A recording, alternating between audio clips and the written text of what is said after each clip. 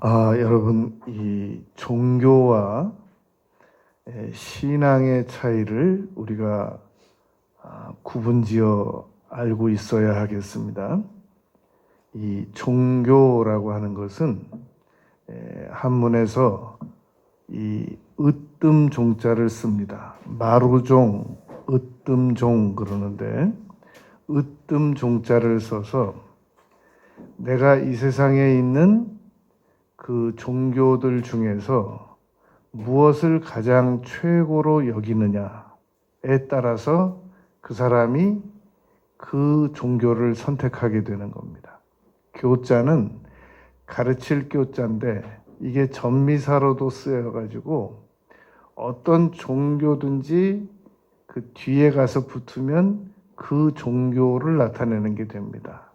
그래서 이 보통 종교 그러면 우리나라에서는 불교를 많이 종교로 전통적으로 알고 있었습니다. 그리고 또 유교를 전통적으로 종교로 많이 알고 있습니다만 종교라고 하는 개념은 원시적인 종교부터 시작해서 고등 종교까지 다 포함시키는 말을 의미합니다. 그래서 누군가가 당신 종교 있으십니까? 그러면 예, 제 종교는 기독교입니다. 불교입니다. 유교입니다. 이렇게 말할 수밖에 없단 말입니다. 그런데 이제 우리가 기독교인들에게는 이 공통적으로 사회에서 사용하는 말이 종교라는 개념이기 때문에 어쩔 수 없이 종교를 물으면 우리가 기독교입니다라고 대답할 수밖에 없습니다. 그러나 엄밀한 의미에서 우리 기독교는 이 종교 안에 들어갈 수가 없단 말입니다. 왜냐하면 종교의 공통적인 특징은 인간의 힘으로 무엇인가를 이루어 가지고 초자연 현실적인 사회로 들어가는 것을 종교라고 한단 말입니다. 그러니까 인간의 힘으로 이 무엇인가를 이루어내는 것을 종교라고 하는데 우리 기독교는 우리 힘으로 만들어낸 것을 믿는 게 아니라 하나님께서 만들어 주신 것을 우리가 믿는 것이기 때문에 우리는 아주 애매하단 말입니다. 사람들이 종교를 물어볼 때는 기독교라고 대답을 할 수밖에 없지만 기독교 자체는 종교가 아니란 말입니다. 왜냐하면 종교의 핵심 정의는 인간의 힘으로 무엇인가를 만들어서 더 나은 상황을 만들어내는 것이기 때문에 그것이 종교가 되는데 우리 기독교는 인간의 힘으로 무엇인가를 만들어내는 게 아니란 말입니다. 예를 들어 보겠습니다. 천사 가브리엘이 동정녀 마리아에게 찾아와서 요구한 것은 하나님께서 너에게 아들을 잉태하게 만들 것이다. 그러니까 이미 만들어진 걸 받아들이라고 통보하러 온 거지 마리아 네가 무엇을 만들어라 라고 요구하러 온 것이 아니란 말입니다. 그러니까 여러분 우리는 예수님을 믿는다고 하는 것은 우리가 예수님을 믿어가지고 그 노력에 의하여 천국을 가는 게 아니라 예수님께서 이미 다 만들어 놓으신 거 하나님께서 이미 다 만들어 놓으신 걸 받아들이라 라고 말하는 것이란 말입니다. 그러므로 우리 기독교 신앙이라고 하는 것은 받아들이는 거지 우리의 인간의 힘으로 무엇인가를 이루거나 노력해서 도달하거나 달성하라는 그런 의미가 아니란 말입니다. 그래서 그런 의미로 볼 때 우리는 기독교를 종교라고 할 수가 없고 신앙이라고 합니다. 신앙이라고 하는 것은 하나님께서 약속하신 것을 믿는 것, 그것을 신앙이라고 합니다. 종교는 나의 힘으로 앞으로 무엇인가를 이루어 나가기로 결심하는 것, 그걸 종교라고 한단 말입니다. 그래서 당신 종교가 뭡니까? 라고 물으면 현재 문화적인 측면에서 사회학적 개념으로 어쩔 수 없이 우리는 기독교라고 대답을 해야 하지만 우리 기독교는 엄밀히 말하면 종교라고 하지 않고 신앙이라고 한다는 말입니다. 부활이라고 하는 것은 신앙이지 인간의 힘으로 만들어낼 수 있는 게 아니란 말입니다. 부활을 여러분 누가 사람이 죽었다가 다시 살아나는 것을 누가 만들어낼 수 있습니까? 다른 종교에서는 사람이 죽었다가 밀가루를 뿌려보라는 거예요. 거기에 새 발자국이 나면 고인께서 새로 변했다고 하는 것이고 밀가루를 뿌려봐서 거기서 쥐발자국이 생기면 고인께서 쥐로 변했다는 거고 밀가루를 뿌려봐서 거기서 개발자국이 생기면 고인께서 개로 변했다는 겁니다. 여러분 사람이 죽었다가 어떻게 개, 새, 쥐로 변하는 것은 믿어지고 그게 어떻게 믿어지겠어요? 어떻게 그건 믿어지고 사람이 죽었다가 더 나은 사람의 형태로 부활한다는 건 안 믿어지고 참 희한하지 않습니까? 어떻게 그게 믿어지고 이게 안 믿어지냔 말입니다. 우리 예수님을 믿는 사람들은 그게 안 믿어지고 사람이 죽었다가 부활한다는 것이 믿어진단 말입니다. 그게 부활을 믿는 것이란 말입니다. 여러분 어떻게 선생님이 한번 만져주시면 낫는다는 게 어떻게 믿어질 수가 있어요? 어떻게 사람이 신이라는 게 믿어질 수가 있어요?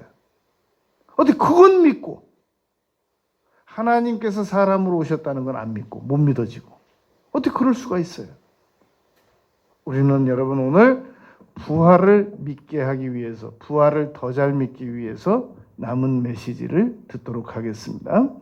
오늘 본문 말씀 마태복음 28장 17절에 보면 예수를 배웠고 경배하나 아직도 의심하는 사람들이 있더라. 이 말씀은 16절 말씀을 보면 제자들 가운데도 예수님께서 부활하셨으나 아직도 의심하는 제자들이 있더라라는 말씀이 포함되어 있단 말입니다. 당시에 예수님을 3년씩이나 따라다니고 그렇게 많은 표적과 이적을 보이셨는 걸 보면서도 그 제자들 가운데도 예수님께서 부활하신 것을 의심하는 사람들이 있었다면 베드로전서 1장 8절 예수를 보지 못하였으나 예수님을 전혀 만나보지도 못한 우리들 가운데는 얼마든지 의심할 수밖에 없는 상황일 것이란 말입니다. 그런데 요한복음 20장 19절에 보면은 예수님께서 금요일 날 십자가에서 죽으시고 그때 예수님께서 십자가에서 죽으실 때 첫 번째로 저들은 자기들이 하는 일을 알지 못합니다. 그리고 강도에게 네가 나와 함께 낙원에 있을 것이다. 그리고 어머니에게 여자여 보소서 아들이니이다. 그리고 너무너무 고통스러우니까 엘리 엘리 라마 사박다니 왜 나를 버리셨습니까? 라고 고통스럽게 말씀하시고 그리고 내가 목마르다 라고 말했고 그리고 예수님께서 아버지여 내 영혼을 받으소서 라고 말하고 다 이루었다 라고 이렇게 십자가에서 7마디를 남기시고 이걸 가상의 칠언이라고 그래요. 십자가상에서 남기신 7마디 그 마치시고 운명하셨어요.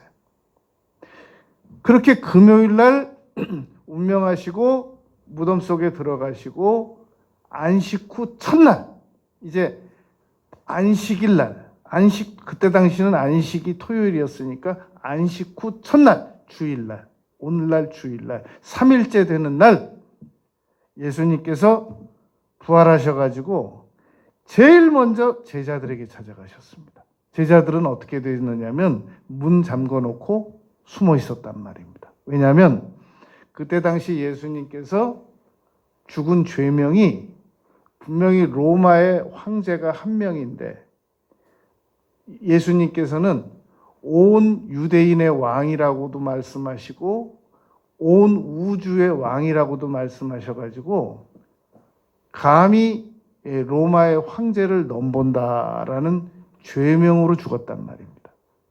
십자가형에 달렸단 말입니다. 십자가에서 아침 9시부터 오후 3시까지 6시간을 고통 속에 계시다가 죽으셨단 말입니다. 제자들은 체포당할 가능성이 없었는데 스승이 잡혀갔고 십자가에서 죽었기 때문에 자기들도 혹시 체포될까 봐 문을 잠궈놓고 덜덜덜덜 떨고 있었단 말입니다. 그게 요한복음 20장 19절입니다. 이날 곧 안식 후 첫날 저녁 때가 됐었을 때입니다. 제자들이 유대인들을 두려워하여 모여가지고 문을 닫고 있었습니다. 그런데 여러분 지난 금요일 날 오늘이 지금 주일인데요. 지난 주일 전날 토요일 날 그 전날 금요일 날 십자가에서 죽으신 분이 와서 문을 두드리면 믿겠냔 말이죠. 제자들이 무서워서 문을 닫고 있었는데 문을 열지도 않고 두드리지도 않고 갑자기 나타나셔가지고 너희에게 평강이 있을지어다 그러시는 거예요. 얼마나 놀랬겠습니까? 그러시면서 자, 중요한 구절입니다. 요한복음 20장 20절 19절에서 갑자기 나타나시더니 20절에서 손을 보이시고 손에 못자국을 보이시고 옆구리를 보여주시더라는 거예요. 우리는 여러분 도마가 와가지고 나는 내 그 손에 손가락을 넣어보고 옆구리에 내 손을 넣어보지 않고는 믿지 못하겠다라는 말을 괜히 한 줄 아는데 예수님께서 먼저 요한복음 20장 19절에서 문도 안 열고 나타나셔가지고 제자들에게 평강이 있을지어다라고 인사하신 후에 바로 즉시 취하신 행동이 손을 보여주시고 옆구리를 보여주셨다는 게 요한복음 20장 20절 말씀인 겁니다. 근데 그 자리에 도마가 없었단 말입니다. 그러니까 나중에 이 디두모라고 하는 도마가 왔을 때 예수님 오셔서 부활하셔가지고 손도 보여주시고 옆구리도 보여주셨다라고 하니까 도마가 나는 내 손가락을 내밀어서 예수님 손목에 넣어보고 옆구리에 손 넣어보기 전에는 나는 못 믿어. 그랬더니 8일 지나서 요한복음 20장 27절에서 갑자기 그때는 도마도 있었을 때예요. 제자들과 함께 나타나시더니 도마에게 제일 먼저 하신 말씀이 다른 제자들에게 아무 말씀도 안 하셨어요.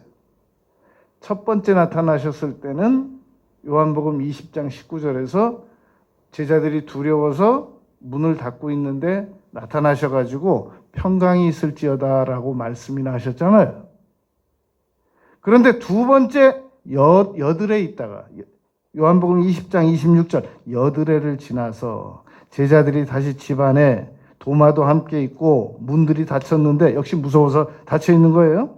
역시 평강이 있을지어다 하신 후에는 지난번에는 손목과 옆구리를 보여주셨는데 이번에는 바로 도마에게 네 손가락을 내밀어 내 손을 보고 너의 손을 내밀어서 내 옆구리에 넣어보라 라고 말씀하셨단 말입니다.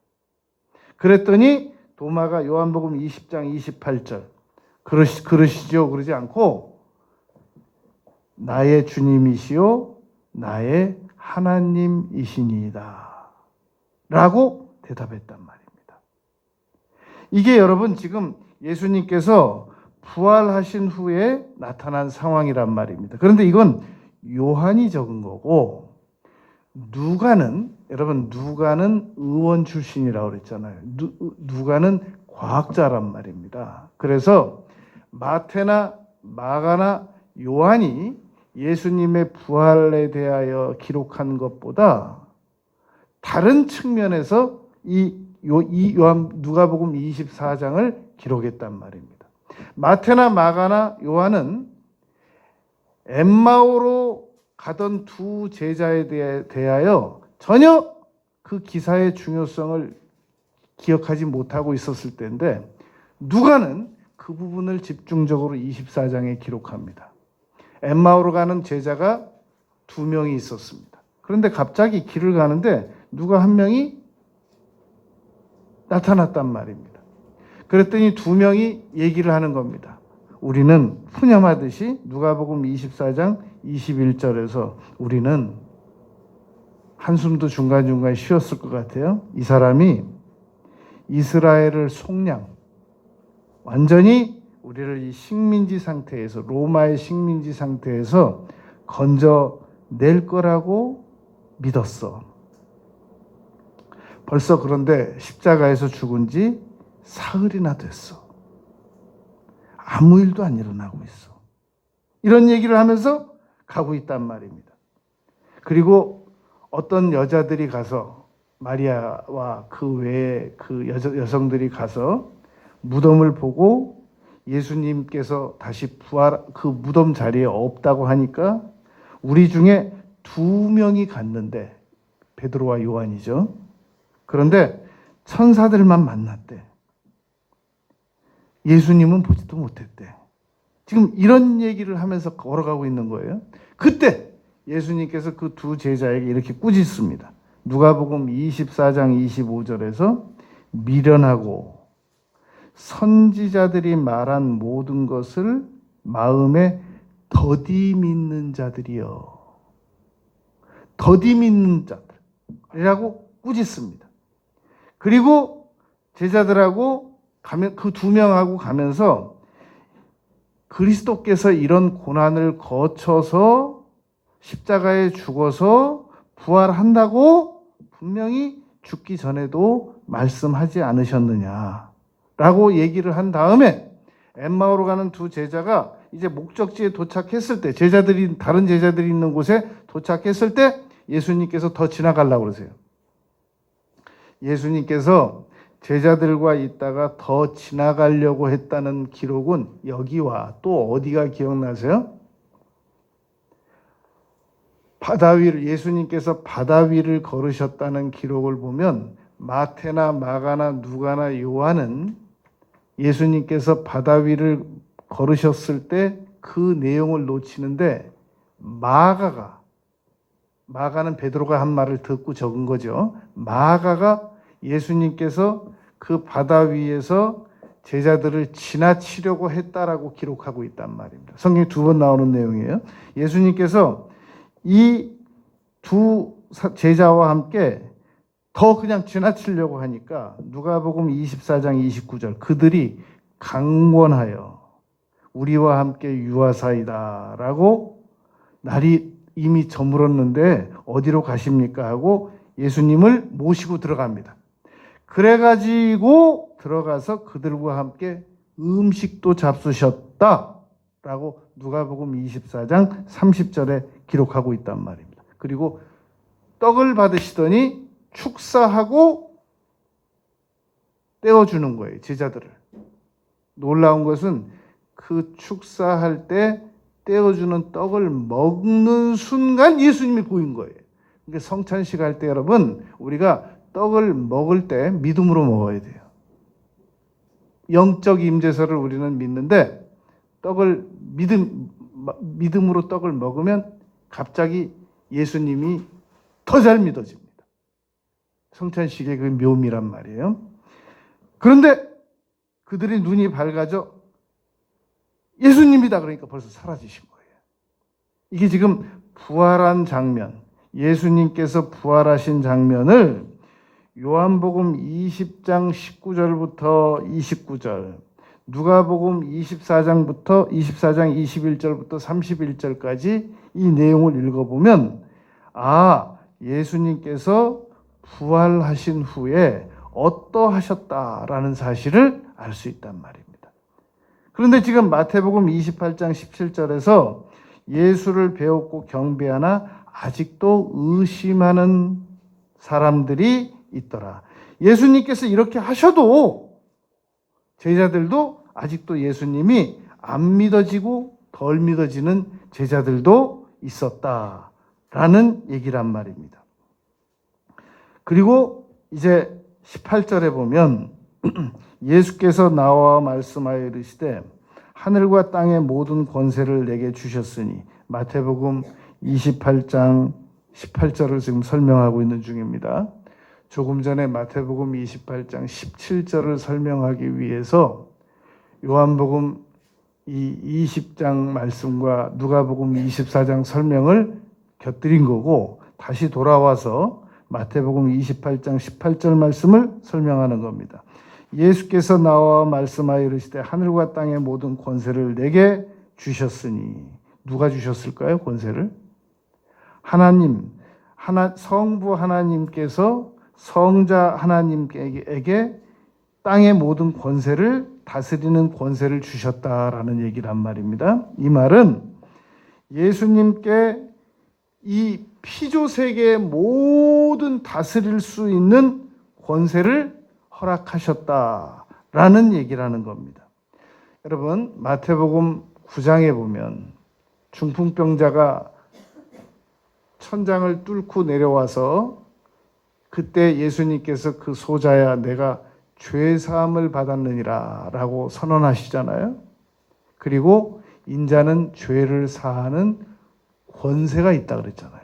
그러니까 예수님께서 하나님께로부터 받은 권세는 죄를 용서하는 권세, 바닷물을 잠잠케 하는 권세, 죽은 자를 살리게 하는 권세, 모든 우주의 피조물을 다 다스리시는 권세를 하나님께로 받았다라는 말이란 말입니다. 유대인들이 물었잖아요. 네가 네게로부터 권세를 받아서 이런 일을 행하느냐 그랬잖아요. 예수님께서 말이 길어질 것 같으니까 설명을 안 하셨는데 바로 이런 권세를 받으셨단 말입니다. 그런데 이게 지금 마태복음 28장에서 예수님께서 받으신 권세를 설명하는 것이고, 로마서 13장에서는 모든 권세는 위로부터 난다. 그러므로 권세에 복종하라. 그렇게 바울 사도께서 가르치셨지 않습니까? 그런데 에베소서 1장 20절부터 보면 예수님께서 부활하신 후의 권세에 대하여 더 잘 기록해 두었단 말입니다. 여러분들이 에베소서 1장에 대하여 아는 말씀이 있으세요? 여러분들이 알고 있는 말씀이 에베소서 1장 23절을 여러분들이 알고 있습니다. 교회는 그리스도의 몸이다 라는 구절이 1장 23절이거든요. 그 전절 22절, 그 전절 21절, 그 전절 20절이 이 마태복음 28장 18절에 해당되는 말씀을 바울 사도께서 정밀하게 기록해 둔 내용이란 말입니다.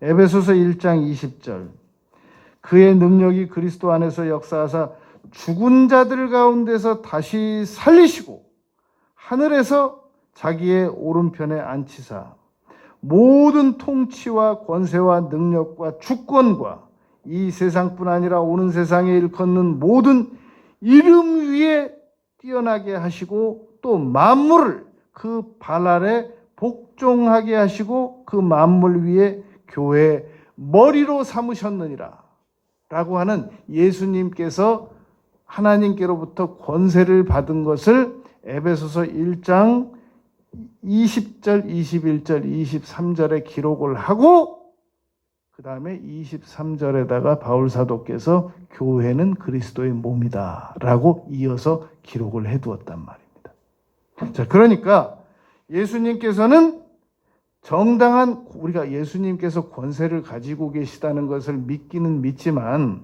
어떠한 과정을 통해서 예수님께서 권세를 받게 되셨는지 그 권세 출처를 알아두는 것도 나쁘지 않잖아요.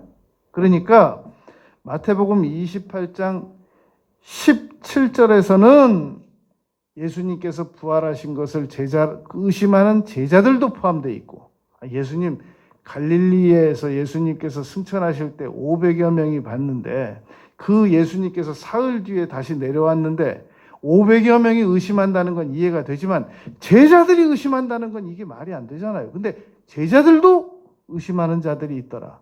특별히 도마도 그 속에 있더라.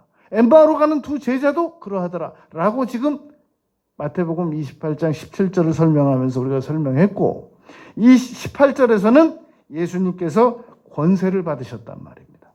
자, 그러하신 예수님께서 19절에서 마태복음 28장 19절에서 그러므로, 자, 의심하는 제자들도 있고 내가 권세를 받았으므로 그러므로 너희는 이제 가서 모든 족속으로 민족으로 제자를 삼으라는 겁니다.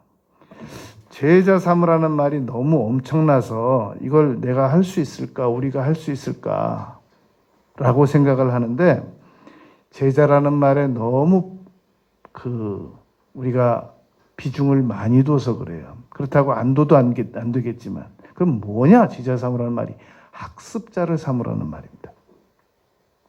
그러면 제자보다는 학습자라는 말이 우리에게 좀 덜 부담되잖아요. 그러면 우리가 누군가를 학습자로 삼으면 무슨 일을 하라는 거냐? 더도 덜도 말고 내가 알고 있는 만큼만 가르치라는 겁니다. 여러분, 할머니와 할아버지가 손주들에게 뭘 가르칩니까? 더도 덜도 말고 알고 있는 것만 가르치잖아요. 그런 거 아니야. 그러지 말란 말이야. 이거 할아버지 할머니가 손주들에게 그냥 무슨 대단한 무슨 하버드에서 가서 배운 거 가르치는 게 아니거든요. 무슨 박사학위 받아가지고 가르치는 거 아니란 말입니다. 할아버지 할머니가 알고 있는 범위 내에서 어린 손주들에게 가르치는 것처럼, 우리에게 누군가에게 제자를 삼으라는 말은 내가 알고 있는 만큼만 가르치라는 겁니다. 복사를 해라. 복사시켜라. 성령이 너희에게 임하시면 너희가 권능을 받고 예루살렘과 온 유대와 사마리아 땅끝까지 이르러 내 증인이 되리라 그랬잖아요. 모든 민족으로 제자를 삼으라는 말은 내가 말이 통하는 범위 내에서, 영어가 되는 사람은 영어를 알아듣는 사람들에게도 전하고, 히브리어가 되는 사람들은 히브리어를 아는 사람에게도 전하고, 우리말만 할 줄 아는 사람은 우리말만 알아듣는 사람에게 전하면 된단 말입니다. 예루살렘, 내가 사는 지역, 사마리아, 내가 싫어하는 지역, 유대, 내가 선호하는 지역, 땅 끝, 외국까지 가서라도 전하라는 겁니다. 그런데 전하는데 19절, 아버지와 아들과 성령의 이름으로 세례를 베푸르래요. 가르치는 거하고 세례 주는 거하고 무슨 차이가 있느냐? 가르치다가 저 이제 예수님을 믿겠습니다. 그러면 세례 주라는 거예요. 아무리 가르쳐도 이 배운 사람이, 학습자가 글쎄요 아직 안 믿어지는데요. 그럼 세례부터 받아봅시다. 그러지 말고 가르치는데 이 사람이 믿겠다고, 그러면 세례 주라는 겁니다. 우리 몇 해 전에 그 미국 트리니티 그 신학대학원 저명한 그 학교에 카슨 교수님이라는 분이 계십니다. 우리 한국에 이제 2해 전에 오셔가지고 그 합동신학대학원에서 그 강연을 하고 가셨는데, 그분 간증을 제가 들어보니까 이러했습니다.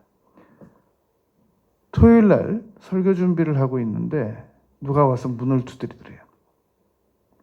그래가지고 이 사람에게 복음을 전해야만 되겠다라고 생각이 들어가지고 설교 준비해야 되는데 새벽 2시 반까지 복음을 전했대요. 그러면서 당신이 예수님을 더 잘 믿기를 원하면 이러이러한 자료를 더 공부를 해가지고 다음에 찾아오시기 바랍니다. 그 다음 주 토요일 날 또 설교 준비를 하는데 또 와서 문을 두드려드려요. 또 근처 카페에 가가지고 새벽 2시 반까지 전했답니다. 그리고 또 숙제를 내줬답니다. 전 카슨 그 교수님께서 우리나라에 쓴 책, 저술서가 한 40여 권 되는데 굉장히 두꺼운 책이 있어요. 도서관에서 제가 자주 봤는데 안 읽어봤거든요. 근데 그 간증을 듣고 내가 이분 책을 다 읽어봐야 되겠다라고 결심하게 됐습니다.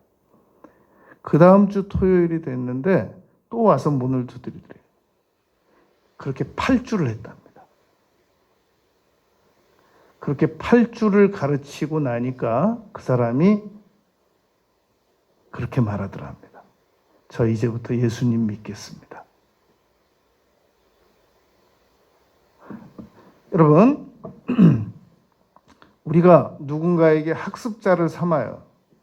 그래서 내가 알고 있는 모든 걸 다 그동안 내가 하여튼 알고 있는 건 더 이상 어떻게 가르칠 수 다 가르쳤어요. 근데 이 사람이 다 듣더니 제가 예수님 믿겠습니다. 그러면 여러분 저한테 데려오세요. 세례 줄 테니까. 그 말이에요. 아버지와 아들과 성령의 이름으로 세례를 베풀라. 그런데 사도행전 2장 38절, 사도행전 8장 16절, 사도행전 19장 5절에 보면 예수의 이름으로 세례를 주라고 그랬어요. 근데 마태는 사도행전에서는 3곳이나 그냥 예수의 이름으로 세례를 주라고 했는데 마태는 마태복음 28장 19절에서 예수 이름으로 세례를 주라 그러지 않고 아버지와 아들과 성령의 이름으로 세례를 베풀라고 가르치고 있단 말입니다. 이것은 셋은 하나이기 때문에 그래요. 삼위일체 하나님이시기 때문에 아버지의 이름도 예수고 아들의 이름도 예수고 성령의 이름도 예수고 삼위일체 하나님의 이름이 예수시기 때문에 마태복음 1장 21절 아들을 낳으리니 곧 그 이름을 예수라 하라 라는 그 이름은 하나님께서 천사를 통해서 이 요셉과 마리아에게 알려주신 것이란 말입니다. 그러므로 아들과 아버지와 성령의 이름으로 주는 세례를 주나 예수 이름으로 세례를 주나 같은 의미란 말입니다. 그리고 28장 20절에서 내가 너희에게 분부한 모든 것을 가르쳐 지키게 하라. 자, 그러면 지금 19절에서 말하는 제자를 삼아 모든 민족으로 제자를 삼아라는 얘기는 우리가 알고 있는 바를 가르치라는 말이란 말입니다. 그런데 다시 20절에서 이 모든 내가 너희에게 분부한 모든 것을 가르쳐 지키게 하라라는 말은 이제 예수님을 믿기로 결심했으면 그 후로 예수님을 믿은 사람들에게 다시 가르쳐야 될 내용이 또 있단 말입니다. 여러분, 세례는 혼자서 물속에 들어갔다 나온다고 세례가 되는 게 아니잖아요. 침례는 물속에 들어갔다 나오는 거고 세례는 물을 뿌리는 건데 뿌리든 물속에 들어갔다 나오든 의미는 같아요. 옛사람은 죽고 이제 나는 예수님과 결혼하기로 결심합니다. 그게 세례란 말이에요. 그런데 혼자 물속에 들어갔다 나오든지 혼자 물을 뿌린다든지 해가지고 세례가 안 된단 말이에요. 옆에 사람이 뿌려준다든지 옆에 사람이 물속에 들어갔다 나오게 해준다고 도와준다고 해서 그게 세례가 되는 게 아니란 말입니다. 세례는 예수님의 이름으로 받아야만 세례가 되는 거란 말입니다. 성부와 성자와 성령의 이름이 동원되어야만 하나님의 이름이 선포되어야만 세례가 효력이 발생되는 것이란 말입니다. 그래서 왜 목사들이 세례를 주어야만 하는 거냐면 목사가 예수 그리스도의 이름으로 성령의 이름으로 성부의 이름으로 선포를 해 주어야만 그게 효력이 세례받은 효력이 나타나는 것이란 말입니다. 그러고 다시 20절에서 모든 것을 가르쳐 지키게 하라. 이 말은 행동할 때까지 반복해서 가르치라는 말입니다. 그리고 내가 세상 끝날까지 너희와 항상 함께 있을 것이다.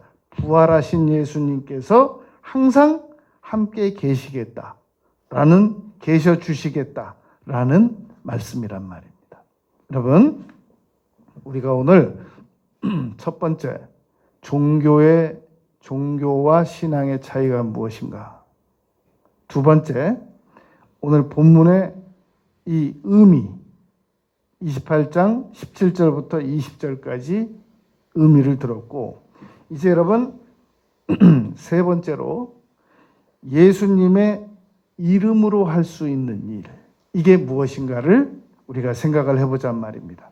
성부와 성자와 성령의 이름으로 세례만 주는 것이 예수님의 이름의 효력이냐? 그렇지 않다라는 겁니다. 우리가 호세아서 4장 6절 7절에서 내 백성이 지식이 없음으로 망하는도다 라고 말했던 것은 우리가 예수님을 아는 지식이 없기 때문에 지금만큼밖에 신앙생활을 못하고 있는 겁니다. 우리가 예수님에 대한 지식이 더 많아지면 많아질수록 우리의 신앙 수준은 높아집니다. 너무나도 많은 사람들이 예수님을 아는 지식을 더 많이 축적, 흡수, 공부하려고 하지 않고 신앙만 좋아지고 싶어 합니다. 그래서 예수님에 대하여 내 백성이 지식이 없어서 망하고 내가 지식을 버렸으니 나도 너를 버려라고까지 말씀을 하셨는데, 예수님에 대한 지식을 더 공부하지 않으면서도 그냥 교회만 다니면 신앙이 좋아질 거라고 생각한단 말입니다. 그러나 주일날 우리가 모여가지고 한편 설교 듣는 것은 마치 뭐와 같으냐면, 여러분, 일주일을 살아가야 될 사람이 그냥 부페 한 끼 먹고 일주일을 살아갈 수 있다고 믿는 거나 똑같아요. 부페가 좋은 것이긴 하지만 어떻게 부페 한 끼 먹고 일주일을 살아갈 수 있습니까? 부페에 가서 아무리 잘 먹었어도 어떤 사람은 집에 가고 저녁에 또 라면 또 끓여 먹어요. 부페를 그렇게 잘 먹고도. 부페를 아무리 먹어도 그날 저녁에 또 먹어야 되고 아침에 먹어야 되고 그 다음날 먹어야 되고 일주일 내내 먹어야 돼요. 그러니까 주일날 교회 와서 한 끼 양식을 취한다고 할지라도 또 가서 그날 저녁에 말씀 또 먹고 그 다음날 아침에 또 말씀 먹고 그날 점심 먹고 그날 저녁에도 먹고 일주일 내내 말씀을 먹어야 됩니다. 그런데 보통 교회 다니는 분들이 교회 낮에 주일날 한번 갔다 오면 그냥 아무것도 음식을 안 먹고 영적 금식에 들어간단 말입니다. 그렇게 교회를 30년씩 다녀도 옆에 사람도 이상하고 본인도 이상하죠. 왜냐하면 내가 나는 교회를 30년씩 다니는데 왜 이렇게 신앙이 안 느는가? 안 느는 게 당연하죠. 영적으로 안 굶어 죽은 게 다행이죠. 영양실조 안 걸린 게 다행이죠. 그러니 교회를 52주 다니면 1년에 52번만 나와가지고 신앙이 안 좋아하는 걸 이상하게 생각하는 사람이 교회를 한 3년에 한 번씩만 나오는 분들은 어떨까요?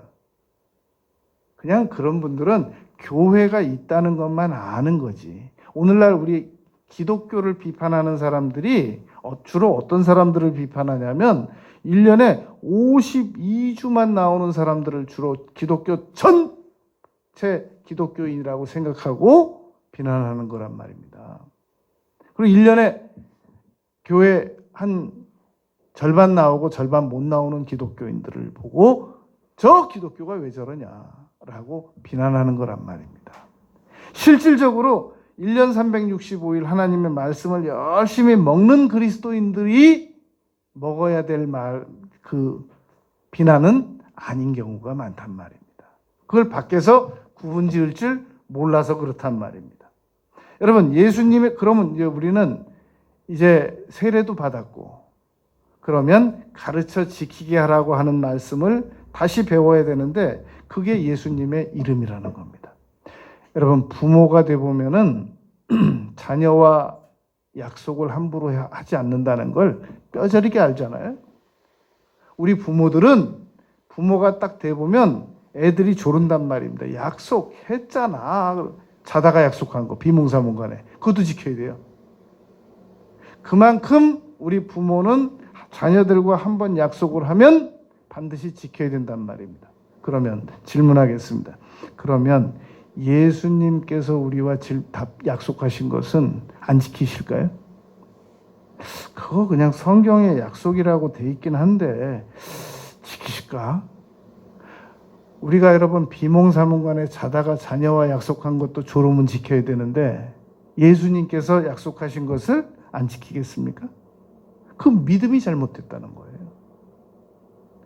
그러므로 나를 믿는 자는 수치를 당치 아니하리라, 이 말씀을 붙드세요. 우리가 여러분 살아가다가 꼼짝없이 내가 수치를 당할 수밖에 없는 상황에 처해지거든. 이 약속의 말씀이 어디 있더라? 여러분 그 말씀 기억나세요? 사람이 마음으로 믿어 의에 이르고 입으로 시인하여 구원에 이르느니라. 로마서 10장 10절 말씀 기억나세요? 그 다음 구절이에요. 나를 믿는 자 수치를 당치 아니하리라. 하나님, 이 약속의 말씀이 있으시잖아요. 약속 지키세요. 지켜주세요. 제가 꼼짝없이 수치를 당할 수밖에 없는 상황입니다. 지켜주세요. 그럼 약속을 지키신단 말입니다. 여러분, 우리 부모가 자다가 자야 되니까, 일어나 보려는데 자야 되니까 알았어 그러고 잤는데 나중에 보니까 그게 아빠가 약속한 거래요. 지켜야 된단 말이에요. 그런데 예수님께서는 주무시면서 한 약속이 아니란 말입니다. 분명히 약속하셨단 말입니다. 예수님께서 마르다와 마리아에게 이렇게 말했습니다. 요한복음 11장 23절에서 내 오라비가 다시 살리라. 마르다 마리아가 뭐라고 말했겠어요? 요한복음 11장 24절 그 다음 절에서 마지막 날에는 당연히 살겠죠. 네? 부활 때 못 사시겠어요? 예수님께서 요한복음 11장 40절 내가 내 말이 네가 믿으면 하나님의 영광을 본다고 했지. 나사로야 나오너라. 그러니까 나와버렸어요. 예수님께서는 세상 모든 마르다에게 세상 모든 사람을 다 살려준다고 약속한 적 없어요. 네 오라비가 산다고 그랬죠. 진짜 살렸어요. 하나님은 우리에게 약속하신 것을 지키시는 분이시란 말입니다. 그랬기 때문에 다윗이 시편 119편 92절에서 주의 법이 나의 즐거움이 되지 아니하였더라면 내가 고난 중에 나는 멸망했을 겁니다. 만약 주의 법이 아니었다면 나는 고난 중에 아무 희망이 없었을 것입니다. 그래서 시편 119편 49절에 보면 주의 종에게 하신 말씀을 기억하소서 주께서 내게 소망을 가지게 하셨나이다. 여러분, 하나님의 말씀이 아니면 우리는 소망을 가질 수 없습니다. 주께서 내게 소망을 가지게 하셨나이다. 그 다음 구절에 시편 119편 49절에서 주께서 내게 소망을 가지게 하셨나이다 라고 말해놓고 그 다음 구절 49절 다음 구절에서 이 말씀은 나의 고난 중에 위로라. 주의 말씀이 나를 살리셨기 때문이라. 여러분, 이 세상에는 그 어떤 것도 희망을 가질 수 없습니다. 우리가 어떤 일을 가지고 희망을 가질 수가 있었겠습니까? 이 세상에. 왜 계몽주의자들은 꿈에서 깨라. 종교 가지고는 이 세상을 행복하게 살아갈 수 없다. 꿈에서 깨라. 그 사람들이 계몽주의자잖아요. 왜 계몽주의자들이 종교에서 과학으로 눈을 돌렸느냐면 말입니다. 종교를 통해서 이 세상이 날로 더 희망이 갈 것이다. 날로 더 행복해질 것이다. 라고 믿었는데 이 세상은 날로 연력학 법칙처럼 계속 쇠퇴해만 가더라는 겁니다.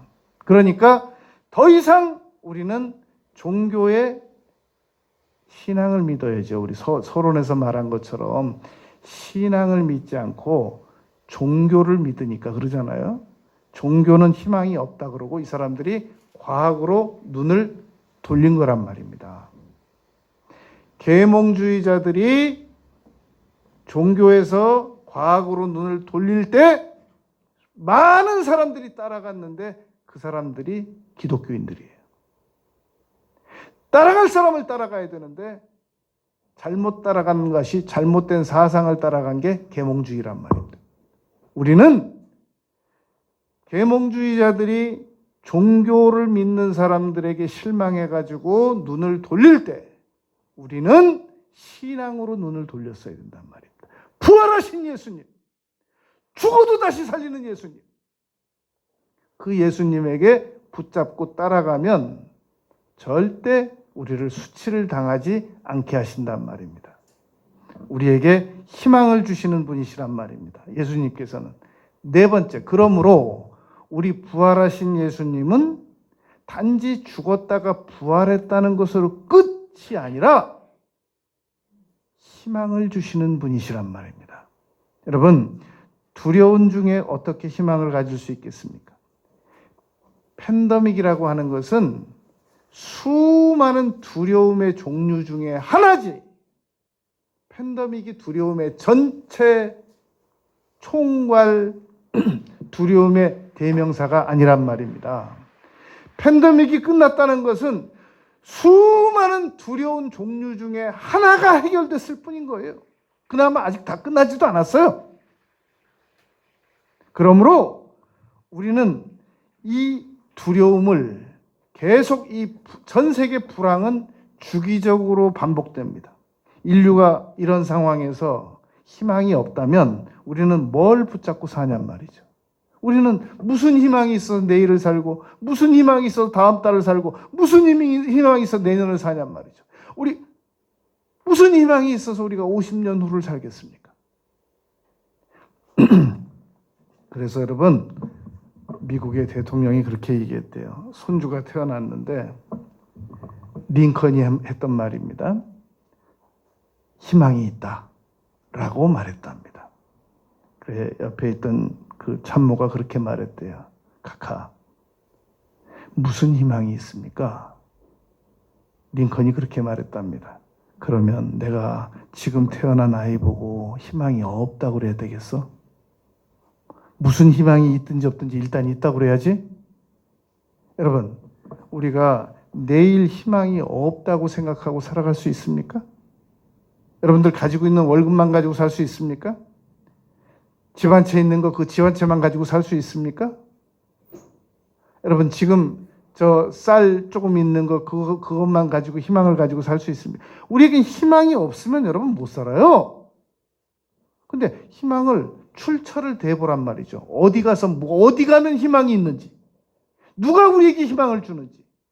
죽었다가 살아나신 예수님이 희망을 주신다면 그건 믿어볼 만한 거 아니에요? 죽었다 살아났다는데 거기서 희망이 없으면 어디 가서 희망을 찾냔 말이죠. 그러니까 여러분, 기독교를 괜히 믿는 게 아니에요. 희망이 있으니까 믿는 거란 말입니다. 내가 어떻게 죽어도 나는 죽었다가 살아난다는 거. 우리 가족이 여러분 다 죽어가지고 개, 소, 쥐, 뱀, 그 믿어져요? 믿을 걸 믿어야지 세상에 어떻게 그런 걸 믿는다고 그래요. 가족들이 다 죽어가지고 자식이 뱀으로 변하고 부모가 쥐로 변하고 그 뱀이 쥐를 먹고 그게 믿어져요? 세상, 아무리 상식이 없어도 세상에 어떻게 그런 걸 믿느냔 말이죠. 예수님께서 십자가에서 사람의 몸으로 창 찔리고 못 찔리고 가시관 쓰고 죽었는데 그 몸이 다시 살아났어요. 우리가 이 세상에서 어떻게 죽어도 우리는 다시 살아날 수 있단 말입니다. 그래서 이사야서 40장 31절 말씀이 우리에게 소중합니다. 오직 여호와를 앙망하는 자들에게는 새 힘을 얻으리니 독수리가 날개치며 날개치며 올라감 같을 것이요 다른 박질하여도 곤비치 아니하겠고 걸어가도 피곤하지 아니하겠다라고 말씀하셨단 말입니다. 여러분, 오늘 우리는 네 가지를 말씀했습니다. 첫째, 종교와 신앙은 무슨 차이가 있는가? 기독교는 신앙이라고 하지 종교라고 하지 않는다라는 겁니다. 그리고 마태복음 두 번째, 마태복음 28장 17절부터 20절까지 말씀을 한 절 한 절 의미를 나누었습니다. 세 번째, 가장 중요한 거, 예수 그리스도의 이름으로 우리는 문제를 향하여 기도해서 응답받을 수 있고 세례만 받을 수 있는 게 아니라 예수 그리스도의 이름으로 문제를 향하여 명령하여 해결받을 수 있고 병도 나을 수도 있고 귀신도 쫓을 수도 있고 예수 그리스도의 이름으로 우리는 기도도 드릴 수 있고 응답도 받을 수 있고 모든 두려움도 물리칠 수 있단 말입니다. 끝으로 네 번째, 부활하신 예수님은 우리에게 희망을 주시는 분이십니다. 이 희망을 붙들고 남은 생애를 살아가는 우리 모두가 되시길 바라겠습니다.